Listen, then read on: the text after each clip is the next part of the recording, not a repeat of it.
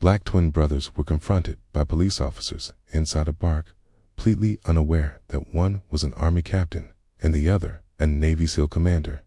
"Hey, you two," Officer Brett Coleman barked, his voice slicing through the country, music humming in the background. "I suggest you leave before this turns ugly." He and two fellow officers had formed a half circle around the twins' table. It was a packed Friday night at Danny's Tavern, a known hangout for off-duty cops.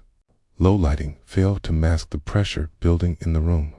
Daniel and David Thompson, 34-year-old twin brothers, had barely taken a sip of their beers when the officers closed in. "Is there an issue, officer?" Daniel asked calmly, eyes still on his bottle. His relaxed posture didn't match the situation. Brett missed it, but Officer Rick Torres noticed, his brow tightening slightly. "The issue," Brett said, planting his palms on the table and leaning in, "is that this isn't really the place for people like you.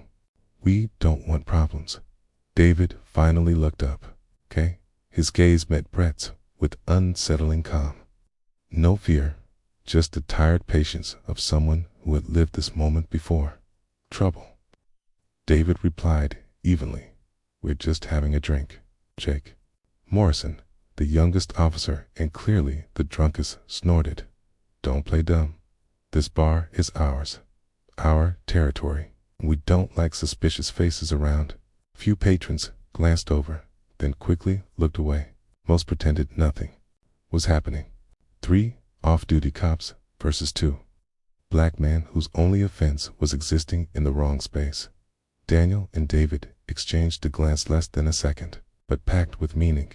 A lifetime of shared memories. Encounters like this since they were teenagers, knowing when to engage and when to retreat.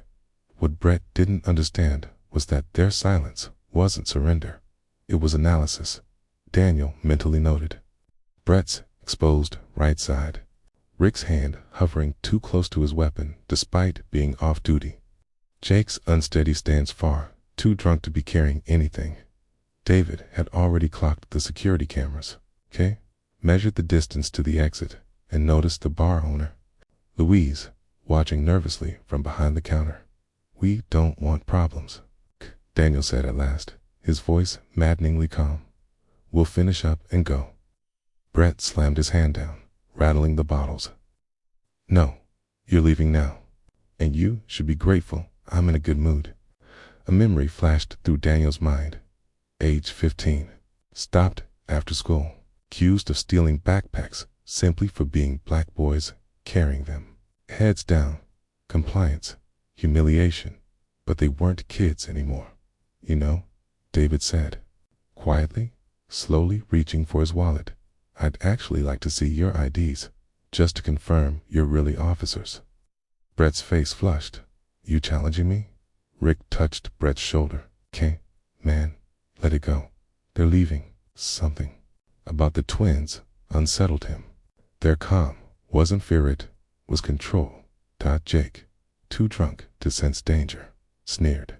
"You think you can come into our bar and act cute? We run this town."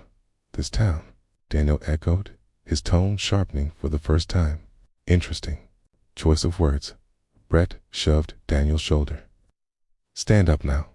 The bar fell silent. Even the music seemed to fade.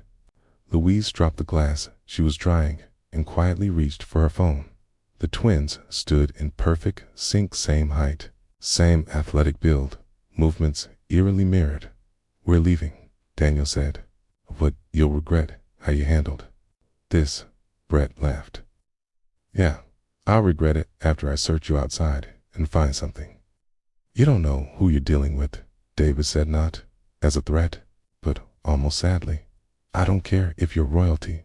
Jake spat. "Here, you're nothing." They headed toward the door, the officers following close behind. Rick felt a chill crawl up his spine. The brothers didn't rush. Taint moved with deliberate precision. At the doorway, Daniel stopped. "Last chance to apologize." Brett puffed out his chest. "Or what?" Daniel smiled. Not angry, not defiant, patient. "Nothing," he said. Just thought you deserved the warning. Moments later, as they stepped into the dim parking lot, no one inside, least of all Brett Coleman, could have imagined the next 15 minutes would shatter careers, expose corruption, and rewrite lives. If you're enjoying this story, subscribe, because what happens next proves that seeming powerless doesn't mean being weak. And some secrets, once exposed, destroy everything.